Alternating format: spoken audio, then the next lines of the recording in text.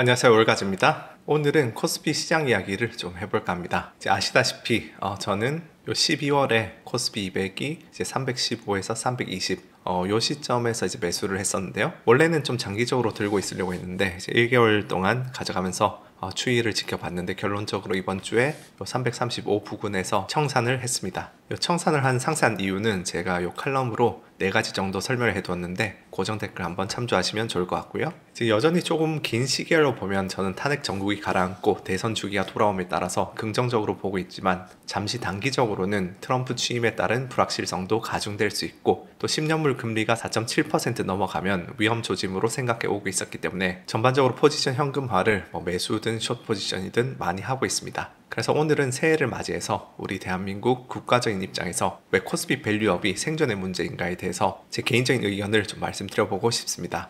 요즘 한국뿐만 아니라 전 세계적으로 경기도 안 좋고 주가 지수도 좋지 않은데 미국은 나 홀로 경기도 좋고 미국의 S&P, 나스닥 주가 지수도 홀홀 단신 상승하고 있죠. 여기에 대해서는 미국의 경제정책의 무게추가 통화정책에서 재정정책으로 이동하는 것, 그리고 미중 패권 전쟁의 컨텍스트가 굉장히 큰 요인이라고 여러 번 말씀을 드렸지만 좀 더 금융 시스템적인 관점에서 바라보면 경기가 좋으니 주가가 좋은 것일 수도 있지만 주가가 좋으니 경기가 좋은 것일 수도 있다. 그런 순환고리도 있다는 점을 강조하고 싶습니다. 이제 가계소득이 기업의 투자로 흘러가는 양상은 크게 예금이 은행과 같은 중개기관을 통해서 기업으로 대출되는 간접금융과 예금이 주식이나 채권처럼 기업이 발행한 증권에 투자되는 직접금융으로 나눌 수 있습니다. 여기서 이제 미국은 다른 국가들에 비해서 직접금융이 훨씬 더 잘 발달되고 고도화되어 있습니다. 대부분의 미국인들은 401k나 IRA 등을 통해 노후 자금의 상당수를 주식에 투자하고 있고요. 그리고 이렇게 개인이나 연기금이 본인들의 노후와 수익률을 위해 투자를 하다 보니까 어떤 국가 정책적인 부분보다는 스스로 미래에 아웃퍼폼할 유망 사업, 팔란티어, 아마존, 엔비디아 등을 찾게 되고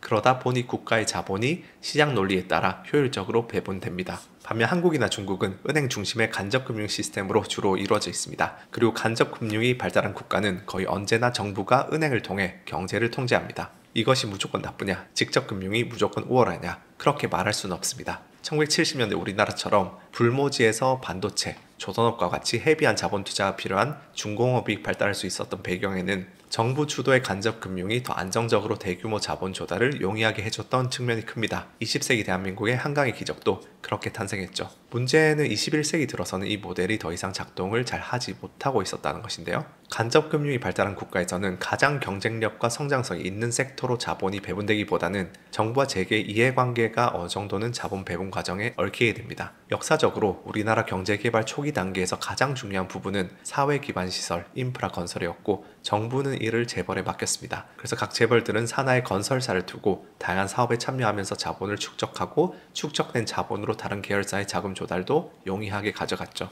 그래도 그 과정에서 해외 사례를 보면 본인의 배만 불리고 부패하는 케이스가 대부분인데 우리나라는 현대 정주영 회장님이나 이병철 회장님처럼 애국심이 투철하신 분들이 국가에 많은 기여를 하면서 그런 선순환이 일어났죠. 하지만 2000년대 들어서는 지난 20년간 우리가 생각해보면 글로벌하게 창출된 거의 대부분의 부는 철강업, 조선업 등의 중공업보다는 IT, 빅테크 등 대규모 자본 투자가 비교적 덜 필요한 서비스업에서 창출되었습니다. 물론 최근에는 AI 산업도 지표 값이 많이 들기는 하지만 그건 굉장히 최근의 이야기죠. 그래서 그러한 시기에 국가의 자본이 신성장 사업으로 흘러들고 스타트업과 새로운 혁신의 시도로 흘러들었어야 하는데 우리나라는 여전히 과거의 모멘텀으로 건설업, 부동산 쪽으로 자금이 좀 흐르다 보니까 국가의 성장 동력이 지금 부동산에 좀 고여서 점점 대한민국의 경쟁력이 약해지고 있는 상황이 아닐까 싶습니다. 그런 맥락에서 저는 코스피에 대한 밸류업 정책은 지금 동맥경화처럼 막혀있는 이 어떤 자본 투자의 시스템을 조금이라도 뚫기 위한 국가 생존의 과제라고 생각합니다. 이제 대한민국 국민들이 이제 해외 투자를 많이 하는 것은 그 자본이 부동산으로 흘러드는 것에 비해서는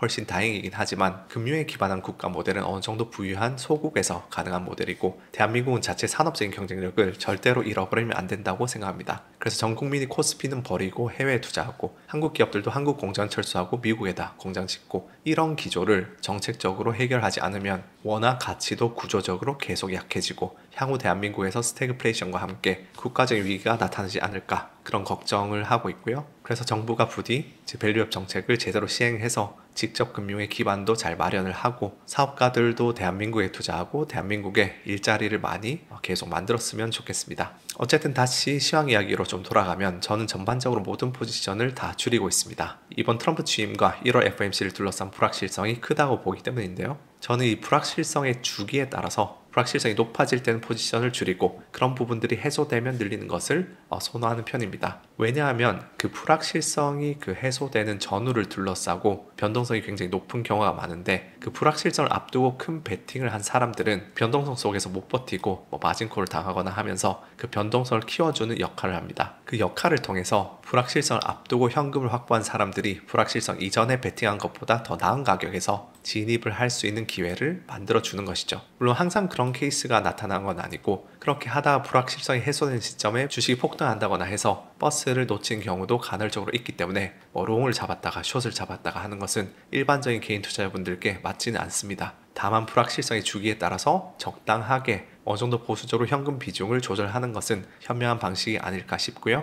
자, 그래서 오늘 이 정도로 이야기 마치도록 하고요. 저희가 벨리펠로 3기 모집을 시작했습니다. 펠로 프로그램에 대한 자세한 설명은 제가 영상으로 며칠 전에 올려두었으니까 참고해 주시면 될 것 같고요. 저희가 6가지 훈련 과정 거의 1, 2년치 교육을 제공하기 때문에 최초 일회성 등록비는 적지 않지만 이번 3기까지는 그 이후에 이용료 측면에서 라이트 기능뿐만 아니라 펠로 기능 전부를 다 포괄해도 이제 월 25,000원 수준으로 요 개인 투자를 위한 거의 모든 것들이 갖춰져 있는 개인 투자용 블룸버그를 쭉 사용하실 수 있다는 점, 그리고 그 25,000원 마저도 이런 대회 수상 등으로 면제 받으실 수 있다는 점을 감안하면 재테크를 위한 정말 좋은 투자가 아닐까 싶습니다. 그래서 고정 댓글에 저희가 정보 달아두도록 하고요. 그럼 또 다음 시간에 뵙도록 하겠습니다. 감사합니다.